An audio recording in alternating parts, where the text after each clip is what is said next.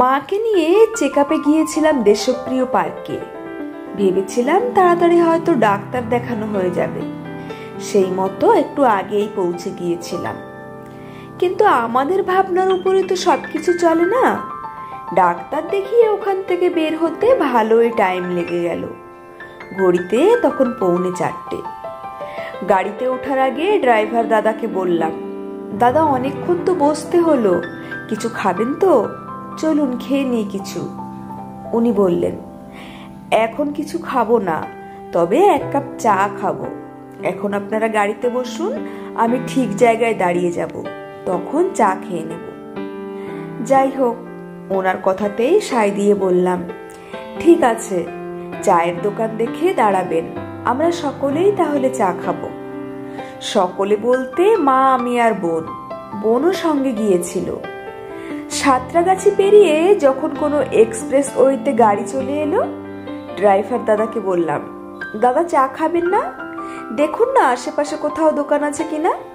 Driver দাদা বললেন, একটু ওয়েট করুন, ধুলাগড় টোল প্লাজা পেরিয়ে একটা ভালো চায়ের দোকান আছে, ওখানেই খাবো। ওনার কথা মতো উনি ধুলাগড়ে ওই চায়ের দোকানের সামনে এসে গাড়িটা পার্কিং করে বললেন, চলুন চা খেয়ে নি। চায়ের দোকানে দেখলাম অসম্ভব ভিড়। বিকেলের টাইমে মানুষের এই চা খাওয়ার একটা বিরাট নেশা যেন। মোটামুটি 12-10 বলার পর আমাদের 4 কাপ চা মিলল। মা আর বোন গাড়িতেই বসেছিল। ওদের 2 কাপ চা দিয়ে এসে আমি আর ড্রাইভার দাদা চা খাচ্ছি একটু সাইডে দাঁড়িয়ে। আমাদের সামনে দাঁড়িয়ে 2 ছেলে, ওরাও চা খাচ্ছিল। ওদেরকে চেনার কারণ হচ্ছে আমি যখন চা নিচ্ছিলাম দেখলাম ওরাও চা নিল। চায়ের ভাঁড় হাতে নেওয়ার পর একজন বলল, টাকা পরে দিচ্ছি। আমি চা খেতে খেতে লক্ষ্য করলাম ছেলে দুটি চা খেয়ে ভাঁড়টা ডাস্টবিনে ফেললো। একজন আর একজনকে জিজ্ঞেস করলো, টাকা দিয়েছিস? অন্যজন বলল, ফোট, টাকা দিতে হবে না, পালিয়ে চল। ওর একদিনে চা বিক্রি করে যায় ইনকাম তোর 10 দিনের ইনকামের সমান। 2 কাপ চায়ের দাম না দিলে ওর কি বিরাট লস হয়ে যাবে? তুই গাড়িতে বস, কত লোক টাকা দেয় না। তারপর বাইক স্টার্ট দিয়ে হুশ করে বেরিয়ে গেল টাকা না দিয়েই। আমার থেকে একটু সাইডে দাঁড়িয়েই তো কথাগুলো বলছিল। আমি শুনে তাজ্জব বনে গেলাম। চা খেয়ে টাকা না দিয়েই চলে গেল। একটু খারাপ লাগা কাজ করলো না? কেন জানি না আমার খারাপ লাগছিল। মনে মনে ভাবছিলাম, অপরাধ বোধ কি সকলের মধ্যে কাজ করে? করে না। করলে তো এই পৃথিবীর স্বর্গ হতো। মানুষ মানুষকে ঠকিয়ে কি পায়? আলেও ভালো হয় কি?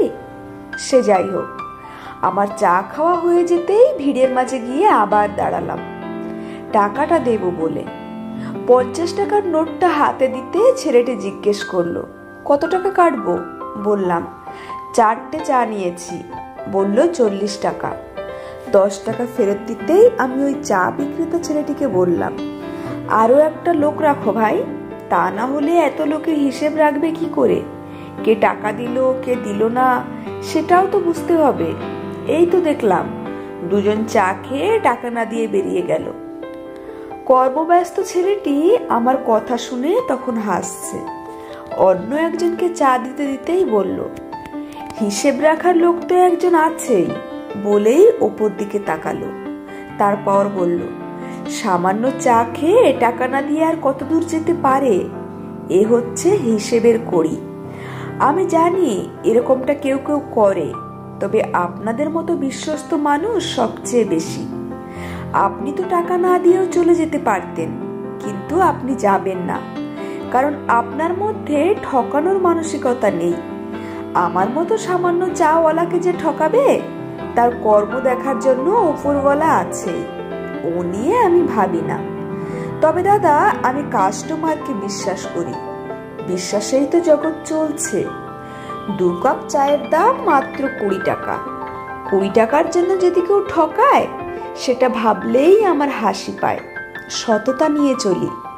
আপনাদের আশীর্বাদ আর ভগবানের আশীর্বাদে আমাকে কেউই ঠকাতে পারবে না। সত্যিই তো, বিশ্বাসেই জগৎ চলছে। বিশ্বাসেই জীবন চলছে, বিশ্বাস নিয়েই তো মানুষ বেঁচে আছে। মানুষকে ঠকিয়ে আর কত দূর যাওয়া যায়? হিসেবের করি বেহিসেব হবে না। কারোর সত্যিকারের পরিশ্রম মেহনতকে ফাঁকি দেওয়া যায় না। ওপরে একজন আছেন, তিনি সব হিসেবে একদিন ঠিক বুঝিয়ে দেবেন। চা বিক্রেতা ছেলেটি তো ঠিক কথাই বলেছে। একজন ঠক কাস্টমারের পেছনে দৌড়তে গেলে 100টা বিশ্বস্ত কাস্টমার হাতছাড়া হয়ে যাবে। তাই যারা বিশ্বস্ত তাদেরকেই সময় দিতে হয়। কিন্তু আমরা এর উল্টোটা করি, যে ঠকালো তার পেছনে দৌড়াই।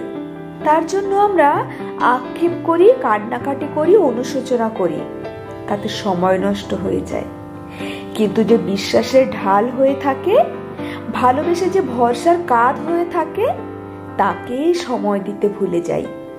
ভুল মানুষের পেছনে দৌড়াতে গিয়েই আমরা হয়তো অনেকেই সঠিক মানুষকেই এ জীবনে হাতছাড়া করে ফেলেছি।